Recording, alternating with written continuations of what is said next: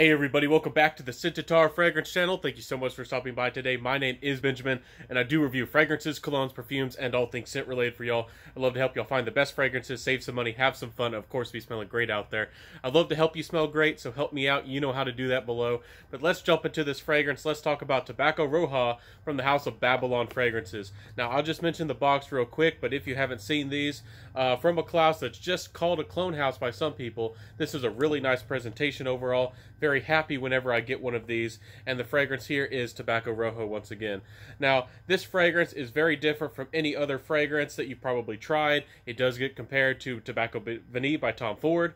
That one to me is a bit of a clove-heavy fragrance, more on the tobacco side of things, and it doesn't have a lot of vanilla. To me, it's kind of a aggressive scent. It's not very soft particularly, and the performance isn't really great. Bablyon sought out to improve the fragrance and improve the performance, and I think that they did both jobs very well. So let's first talk about the smell, of course, then the projection, then of course, you know, the things like the compliment factor and the price and all those good things.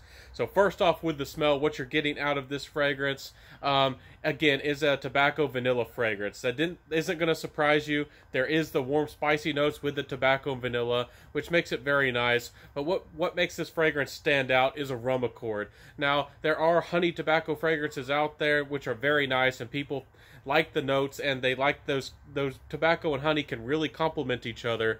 They figured out how to use rum with the tobacco to really take off the edge of the tobacco, make the fragrance have more of a universal appeal, a little bit more airiness and freshness, and make it a little bit more intriguing and playful, because tobacco can come off really assertive, kind of aggressive, sometimes a bit dry, and too intense. I think tobacco is a note that some people have a hard time with. This Tobaco Rojo is very wearable, it's very approachable, and there's another secret note kind of hiding underneath. So again, you get that tobacco, beautiful tobacco, mixed with that rum. This fragrance does have a sweetness to it. You might be surprised that there's not a lot of richness to this fragrance, but there is a little bit of resinous in the dry down. So in the dry down, of course, the vanilla comes a little bit more to the forefront, and the rum is still holding on a little bit, but you notice a little bit more of this resinous nature, this confident edge to the fragrance, and of course it's patchouli.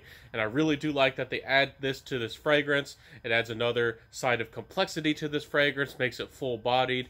Again, this fragrance isn't overtly rich, it's not deep and dark if you're a big like niche tobacco aficionado.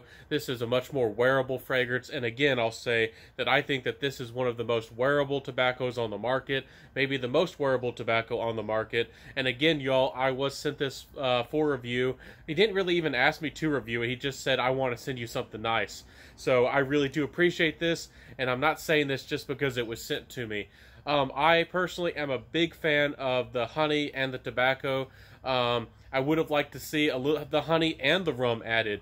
I would have liked to see there be more richness to this fragrance, but that perhaps would have put it more on the gourmand side. I think that this is a very wearable fragrance. Bablyon fragrances always seem to have this airy quality to them. They project very well, but there's a little bit of transparency to them. Maybe they have some kind of magic going on, like Initio, where they use some kind of ingredient, aroma chemical like hedione, that makes the fragrance more dispersive, more airy, and not as dense. So I think that's a pro and a con. For me personally, I really do like the richness, and I really do like depth in a fragrance. But for some of y'all out there who really find tobacco, again, hard to wear, this is going to be a very wearable tobacco. So with the projection and longevity, with Bablyon fragrances, you expect performance and you get performance. This is pretty much a beast mode fragrance. It gives me anywhere from 7 to 9 hours. If you spray on clothes, you might be one of those people that can get you 12 hours. Spray lightly. I spray 2 or maybe 3 sprays at the most with the Bablyon fragrances. These are extrait to parfums. They're very, very highly concentrated, and again, they have a transparent quality, so they might confuse you, or they might be a sleeper on you, and really you might choke people out if you keep applying this fragrance, because again, this fragrance doesn't seem particularly deep for a tobacco vanilla kind of fragrance. So that's a really nice thing. Compliment factor was actually pretty good for this fragrance. Again, tobacco isn't the most complimented note out there. Y'all know that. Tobacco isn't an easy note for a lot of people to wear, and isn't the most complimented note like an easy, breezy citrus fragrance or like a bubble gum or something, you know, sweet and playful. Tobacco isn't the easiest fragrance to love, but the rum adds a little bit of like a seductive nature to this fragrance and makes it have a little bit of intrigue. And the patchouli is mixed really well in this fragrance. It's not overtly heavy. This is not a grimy or, you know, a kind of an old school patchouli. I don't smell any of that. It's just blended pretty well.